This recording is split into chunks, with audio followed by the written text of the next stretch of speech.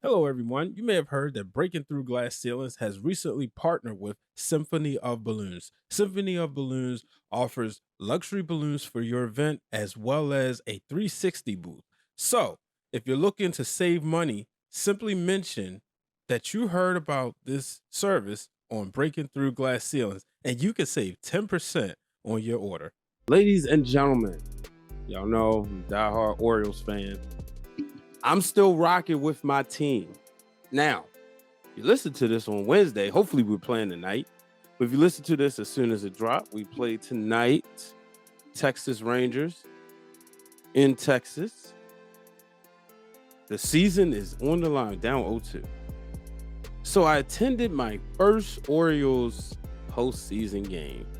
Something that I've always wanted to do. It was a last minute decision, right? I said ticket prices be around certain ballpark price. I'm going. 97. My grandmother said there's always next year. Unfortunately, that wouldn't come to 2012, 11 years after my grandmother had passed away. And in 2014, I was in Connecticut working at ESPN at the time. Enjoyed it through television and working, cutting clips for Mike and Mike.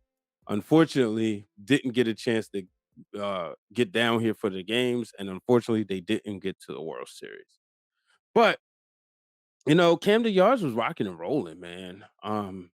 It was rock and roll. It was a time like none other. I'm so grateful for the opportunity to attend such a great game. Then they lost.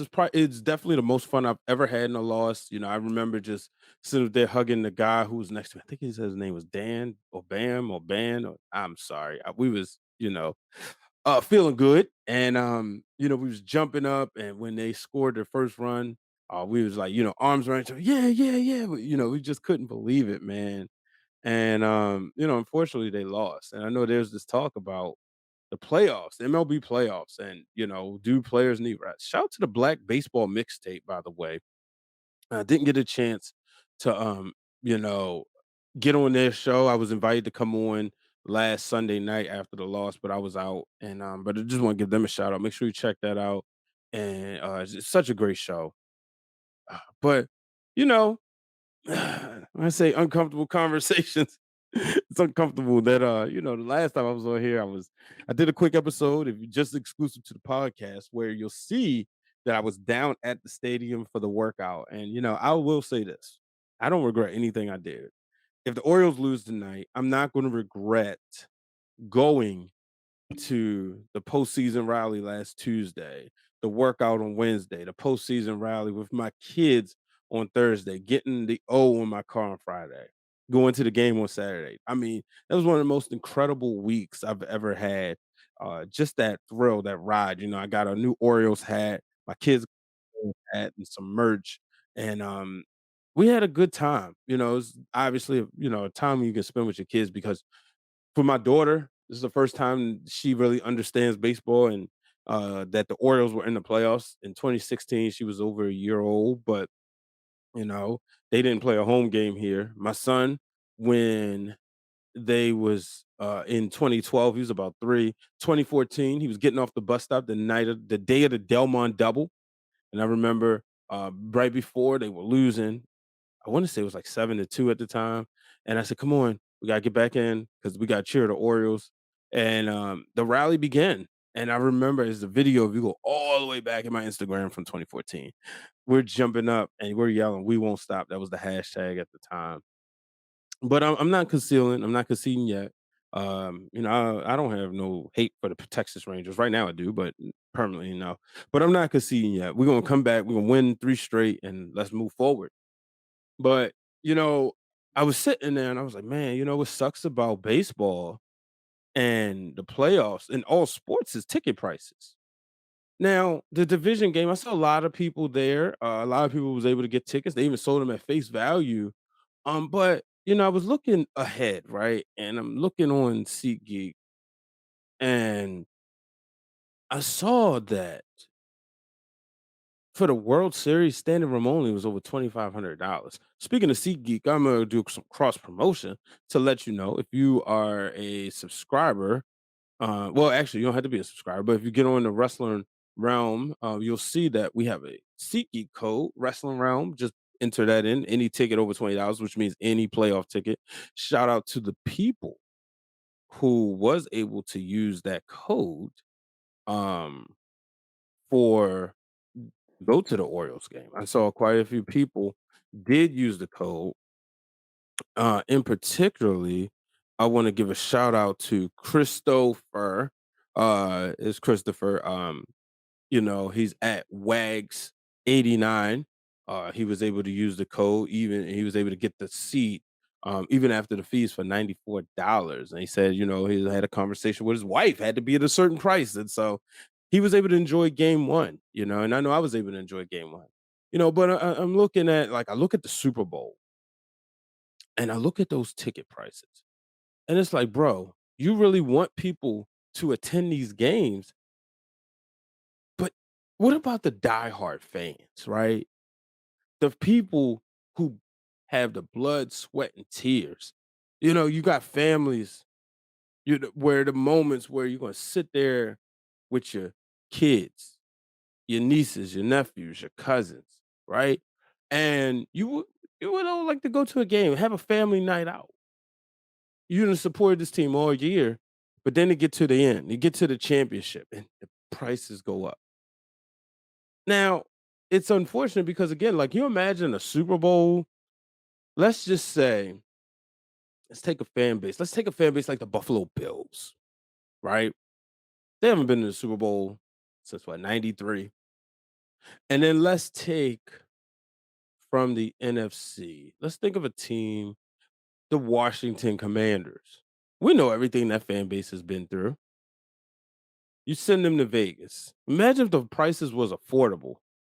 You imagine two rabid fan bases going back and forth, or take the Dallas Cowboys and the Baltimore Ravens, which is my Super Bowl pick, and I'm still holding on to it. No team as bad as they was or good as they was in week one. But you imagine just seeing those fan bases, the true core, the essence of these fan bases, not the corporates, people who are they want to get a chance to go to the games, but are they going to really enjoy the game the same way? I was at WrestleMania, and I thought about that father who saved his money just to get cheap seats. WrestleMania 33, Orlando. Bought a ticket on eBay. Sat with my friends Blake, Yolanda, Chrissy, and Chris. And we was all the way up in the 500 level, right? And I remember this guy was walking to a seat and he started to chant on a budget. Meanwhile, you see people who don't like wrestling, but they get comped. And it's like, bruh, what about that fan? So these wrestling, these events, these sporting events, the ticket prices go up crazy. Now, it's just something that's irritating. I know my podcast isn't going to change how things are because, money is the greed of all evil. But it's just unfortunate. I thought about, like I said, just looking at the World Series ticket prices, just for standing room only $2,500. So if you want to sit down, you're talking tens of thousands of dollars. Now, how many people in Baltimore City, if they could afford to, will go to a World Series game? Imagine having the hardcore Oriole fans. Because when I tell you, that place was rocking and rolling this past Saturday. I have never been in Camden Yards for a night like that. Now, I went to some cool games. I went to some games where there were walk-offs. I've been in there when the team was in place in 2016. I've been there when the team was when they was fighting for a playoff spot in 2012, 96, the return of Eddie Murray. That was my first game. But when I tell you, and even this past August, my kid's first game, well, I should say my daughter's first game, it was one of those things where the Orioles were playing, and they were fighting to hold on to the division lead and trying to secure that division crown. And we got to see Bautista make his entrance. And I never seen anything like that. And I was like, wow, this is crazy. But Saturday, a sea of orange. And y'all know orange is my favorite color. Shout out to brother Brandon who gave me a championship culture shirt in black and orange. It's my favorite color. Always has been. But the Orioles, it also helps. I just hope that I don't know. I hope somehow things will get better. But I'm gonna take a quick commercial break. 'Cause I'm gonna show you how you can save some money on an energy drink. Ladies and gentlemen, I am happy to announce that I am an affiliate of Rogue Energy Drink. That is the world's #1 gaming energy drink. So, if you're looking for a safe supplement to drink to give you a boost, whether you're working out or if you're a gamer and you're spending a lot of time, we all know it can get very intense and you may tend to sweat. You need to re up on your energy, or you're a podcaster because guess what? The same amount of energy that they're putting into video games, we're putting into podcasting. Simply go to rogueenergy.com and enter the coupon code Brian H and save 10% off on your purchase. You can also click the link in the episode. Might be easier for you, but save 10% off any purchase on the website. So, I want to talk about contracts. Player contracts. Do we really need this information? Like, there's a lot of stuff, a lot of information out there that we are privy to. Is it really our business how much athletes make? Here's why. I'm on the social media. Yeah, I said it. I'm on the socials. And I see Stephen A. Smith and those at first take the graphic, the discussion point. Shout out to their graphic producers.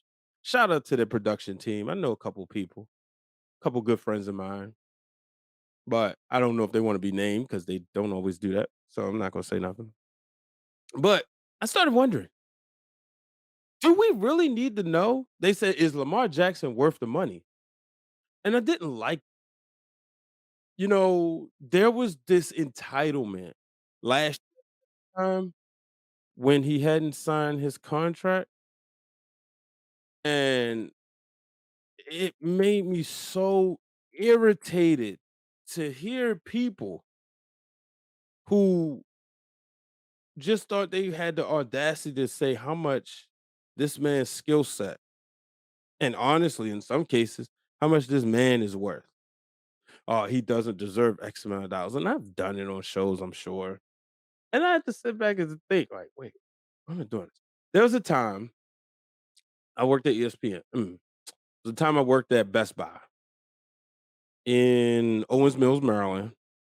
And for anybody who's from Baltimore, you know that this area is right near the facilities of the Ravens, not too far, about 10-minute drive. We was the store that all the Ravens shopped at. And they would come in there. And when you first there, you're like, oh my gosh, he played for the Ravens. After a while, he's like, okay, it's another Raven. Now, Ray Lewis never came in there, but Ed Reed would come in there. And mind you, time frame wise, this is the Joe Flacco first 2 seasons around the time I was there. So the year that they were 11-5 and went and lost to no, they beat the Titans, lost to Steelers. And then the second year, I think I was there. I might have left right before it ended. But Ray Rice would come in there all the time. And like I said, every Terrell Suggs was a big movie buff. He would come in there. But like never saw Ray Lewis.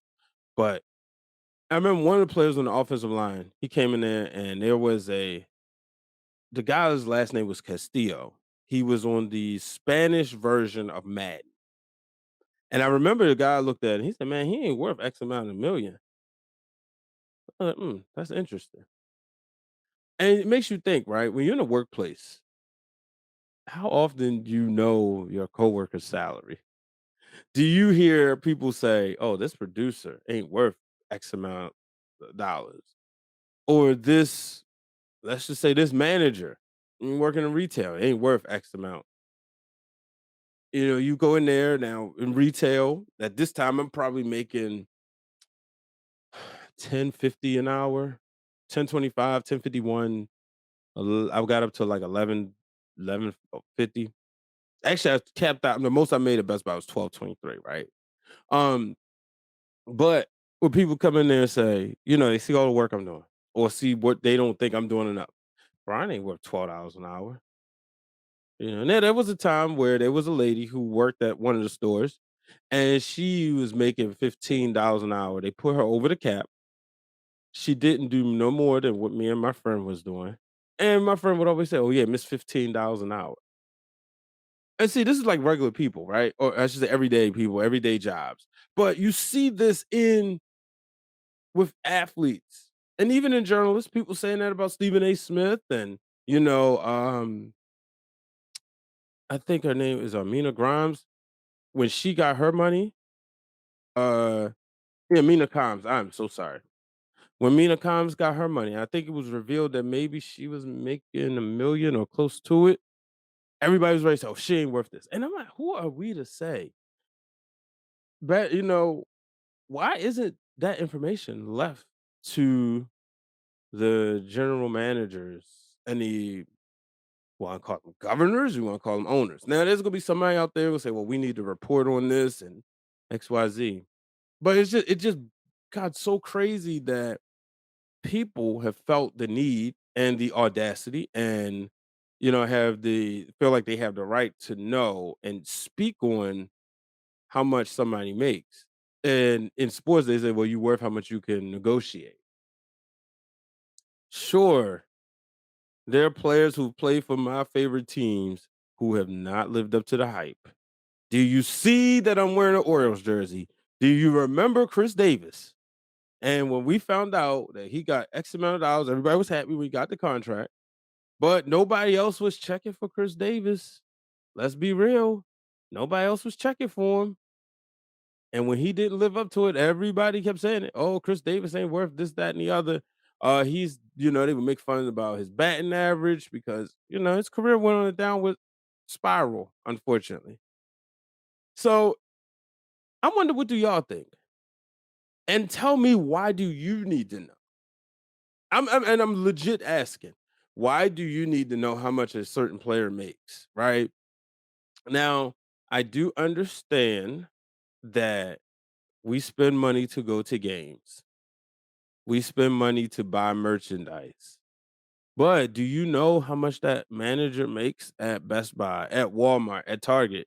Do you need to know that when you go in there and spend your money?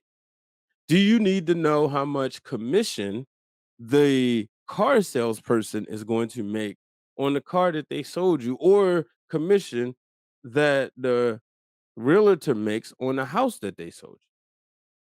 So these are all interesting things, and I'm wondering because I don't like this whole the contracts have to be a topic of discussion when you can talk about play on the field, you can talk about um, the X's and O's. Because let's be real, this stuff dictates what's being discussed in these boarding rooms and these contract rooms at negotiations.